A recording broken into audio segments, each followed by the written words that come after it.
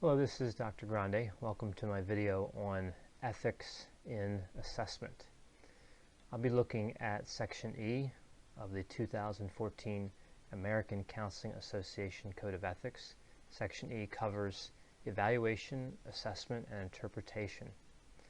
Just a reminder that this video is not a substitute for reading the Code of Ethics, and if you have any questions about a specific section of the Code of Ethics, I'd recommend speaking to your supervisor or another individual otherwise qualified to assist you. So I'll be starting at Section E1, which is titled General, and it has two subsections, Assessment and Client Welfare. So in subsection E1A, Assessment, we see that the primary purpose of mental health, career, psychological, and educational assessment is to gather information regarding the client. This information includes data that will help in client decision-making, occasionally forensic proceedings, and of course treatment planning. Assessment methodology may include both quantitative and qualitative approaches. In Section E1B, titled Client Welfare, we see that counselors cannot misuse assessment results and interpretations and need to take reasonable steps to prevent other individuals from misusing the information. Also, the client has the right to know the results, the interpretations that were made, and the basis for conclusions and recommendations that the counselor develops. So moving over to Section E2, this section is titled Competence to Use and Interpret Assessment Instruments. So in subsection E2A, the code discusses limits of competence. As a counselor, you can only use instruments when you're competent to do so. And this competence can come through training or experience or a combination of both. This obligation is still in place when using technology-assisted test interpretations. So specific training is required when using technology-based applications.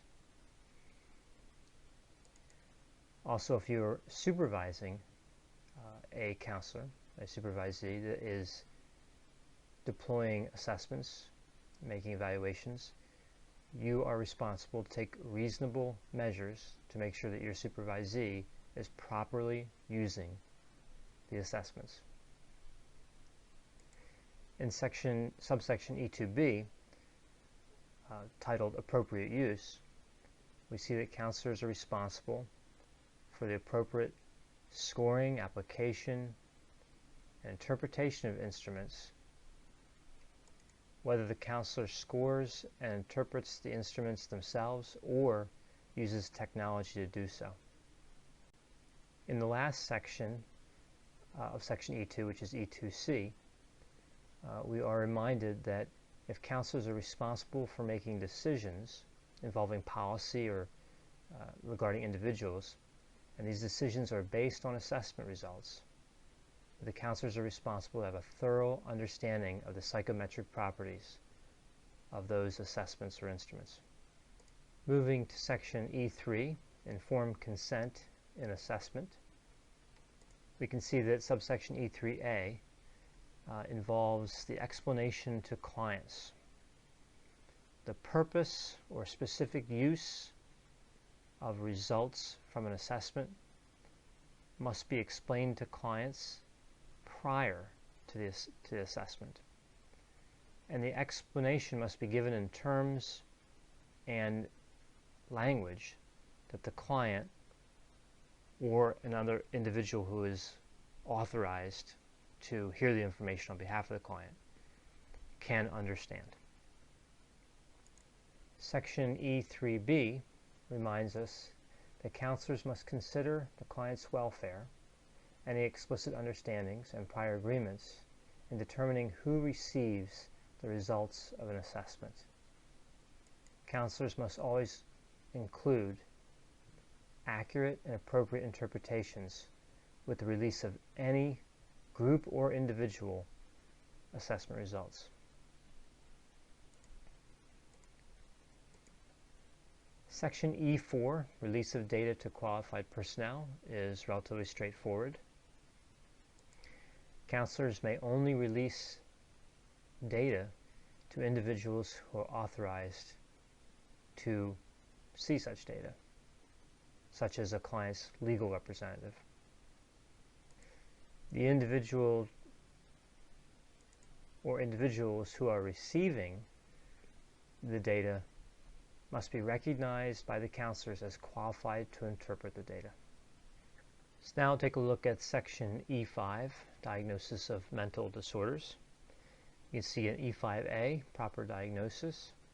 Counselors must use caution to provide a proper diagnosis of mental disorders to clients and carefully select and appropriately use assessment techniques used to determine client care. For example, the type of treatment or follow-up recommendations. Section E5B, Cultural Sensitivity, informs us that clients must consider the culture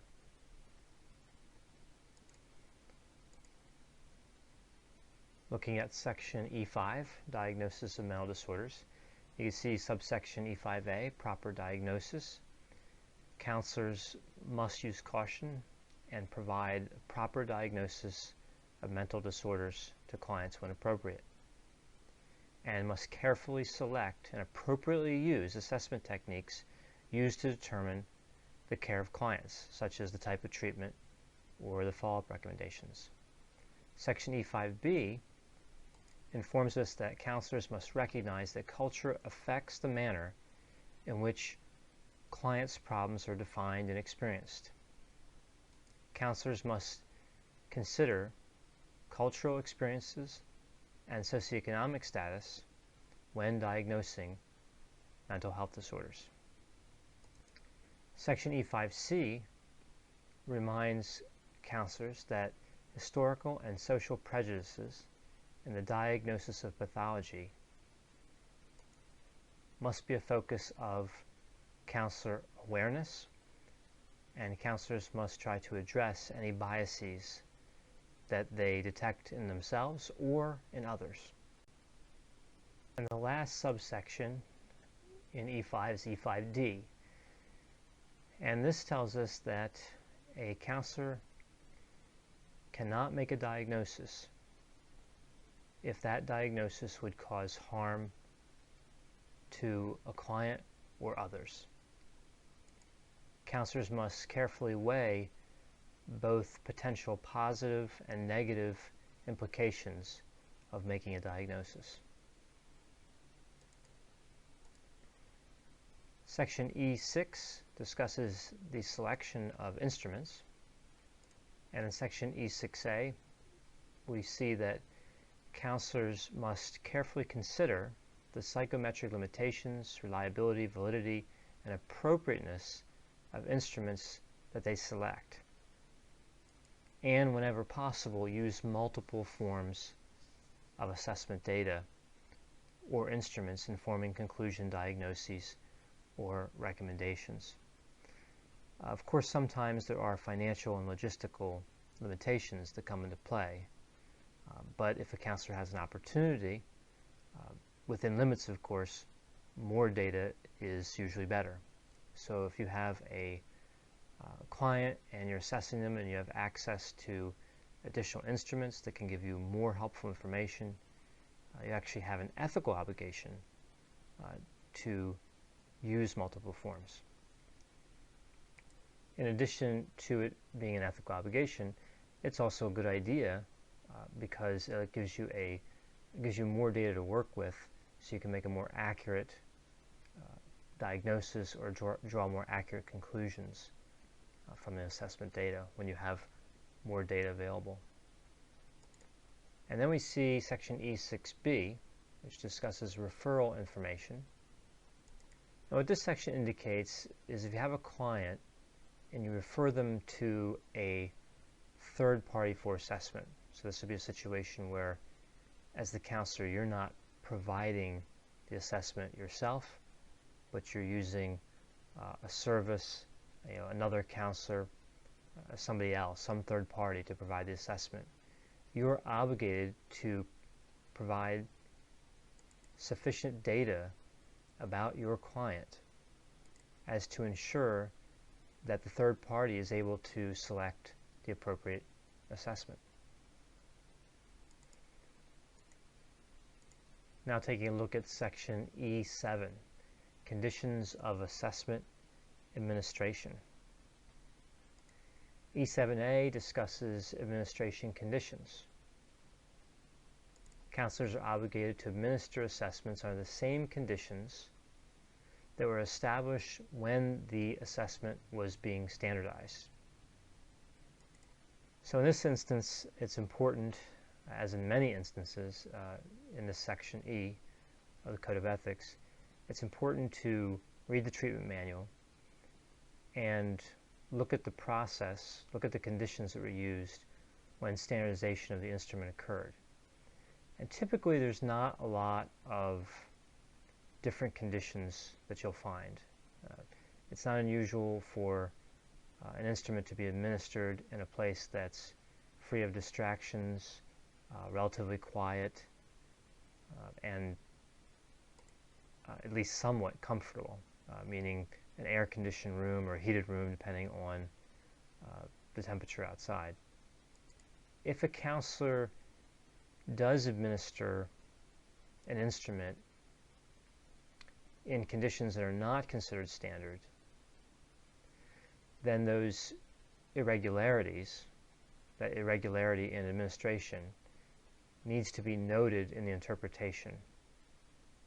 And in some cases, the results may be determined to be invalid because the testing conditions were not the ones that were not the same ones used when the instrument was standardized. E7B talks about provision of favorable conditions, and this is similar to E7A. This talks about the appropriate environment for the administration. So you have to make sure you use an appropriate environment when you administer an instrument. For example, comfort and lack of distractions and privacy. E7C discusses technological administration. Now, counselors are responsible to ensure that technologically administered assessments are functioning properly and provide accurate results for clients. So again, it's important to have a good understanding of the technology you're using. If there's an error in that technology, it's an error that you should be aware of, then it's your responsibility. Just because using someone else's technology does not alleviate you of the responsibility of making sure that it's producing the correct results. And the last section on supervised assessment deals with self-administered assessments or instruments versus those where the counselor is actually performing the assessment. So unless an instrument is specifically designed to be self-administered, counselors cannot permit unsupervised use of an instrument. Now, of course, there are many instruments that are designed to be given to clients in an unsupervised format. Like self-reports are actually fairly common. But never presume that an instrument is self-report or doesn't require supervision. And remember that some self-report instruments could still require supervision as part of their design. Moving on to section E8, multicultural issues, diversity and assessment.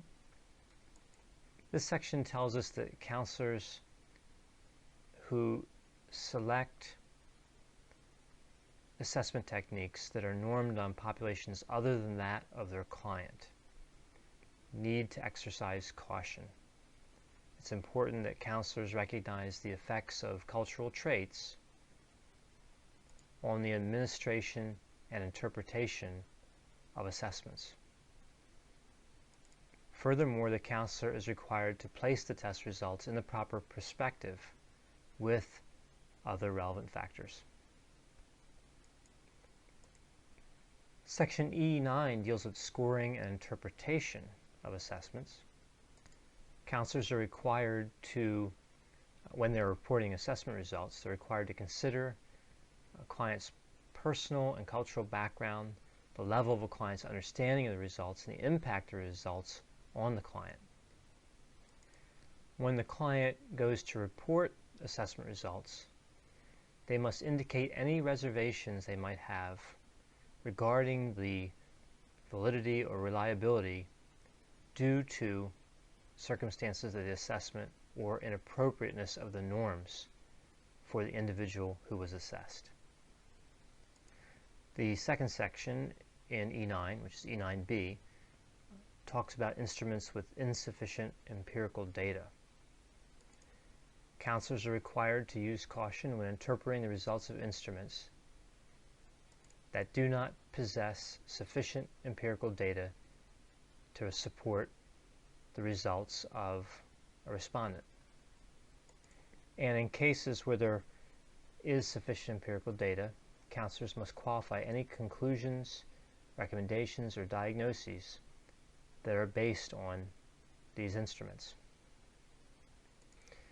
Now, Section E9C, Assessment Services, deals with counselors who provide assessment, scoring, interpretation services to agencies or other counselors. Counselors who provide such services are required to confirm the validity of their interpretations and accurately describe the purpose, norms, validity, reliability, and application of the procedures and any special qualifications applicable to their use.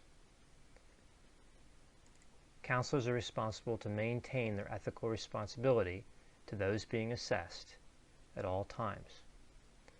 So in these situations, and this is not unusual, where a counselor will specialize in assessment, what this section is telling us is that just because you're hired to assist a counselor who is primarily responsible for providing care to a client, you're still responsible because you're involved in a client's assessment. So your ethical responsibility is not reduced just because you're hired as a third party to assist an agency or another counselor by performing assessments. Section E10 discusses assessment security.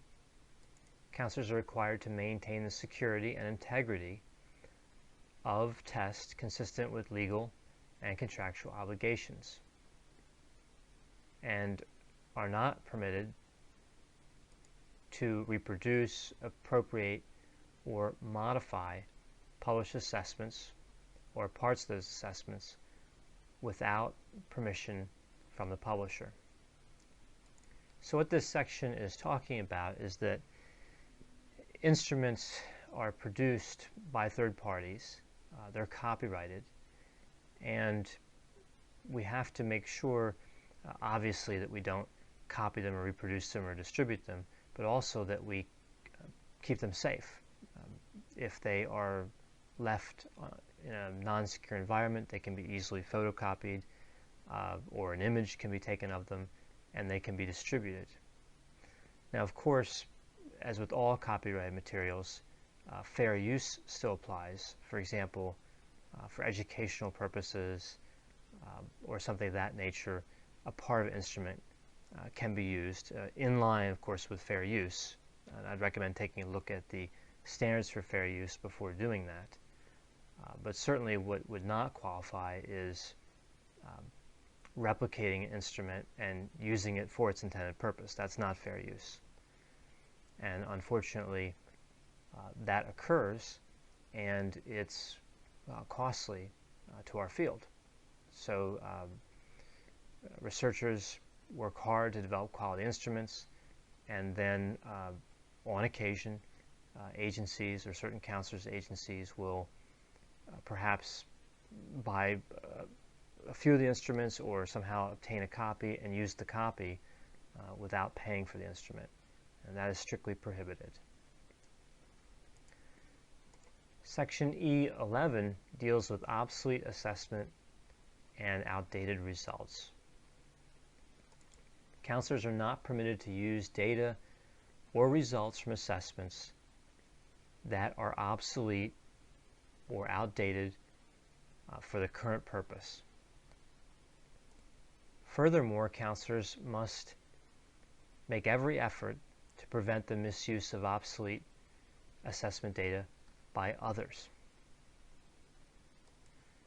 So a caution I would add regarding this section is that we can't set a definitive or specific time limit on this, meaning assessment data that's 5 years old may be obsolete or it may not be.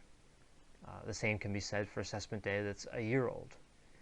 It's important whenever you're receiving assessment data that you make sure that it is still valid for the current purpose. Section E12 discusses assessment construction, and established scientific procedures need to be used when designing assessments. So in looking at this section, it's important to recognize that the skills needed to develop assessments are distinct from those that are needed to administer assessments. And certainly before attempting to construct an assessment, there's a good deal of education and training and experience that is necessary. So the last section is section E13. I have a couple of slides on it. It's a large section, forensic evaluation, evaluation for legal proceedings. Depending on the environment where you work, this can be something that you might never see, or something you might work with every day, or something that's part of your job, but not all of your job. The first section, E13A, discusses your primary obligations when you're providing forensic evaluations.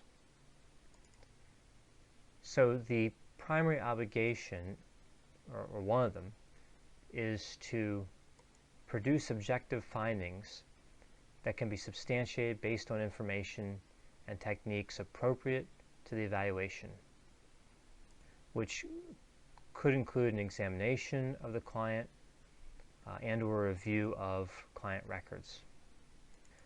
Other primary obligations include forming professional opinions based on professional knowledge and expertise that can be supported by the data gathered in the assessments, and defining the limits of reports or testimony, especially when an examination of the client has not been conducted.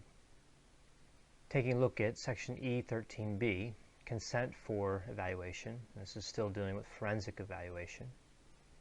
Individuals who are being evaluated must be informed by the counselor in writing that the relationship is for the purpose of an evaluation and is not therapeutic in nature. Furthermore, they must be informed of the individuals who will receive the evaluation report.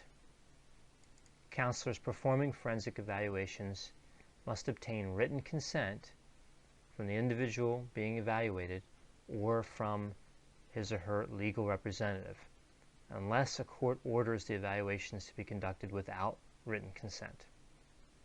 In cases where forensic evaluations are being performed on children or adults who lack the capacity to give voluntary consent, informed written consent must be obtained from a parent or guardian. So moving forward through section E13, We have the last two subsections here. First one is E13C, Client Evaluation Prohibited. When a counselor is performing forensic evaluations, they do not evaluate current or former clients, clients' romantic partners, or clients' family members. Also, counselors do not provide counseling services to individuals who they are evaluating.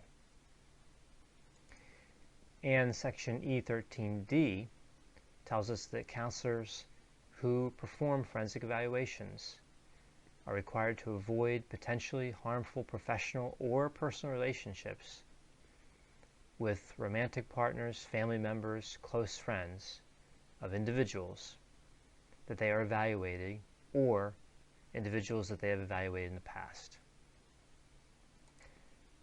I want to thank you for watching my video about Section E, Ethics and Assessment. As always, if you have any questions or concerns, feel free to contact me, and I'll be happy to assist.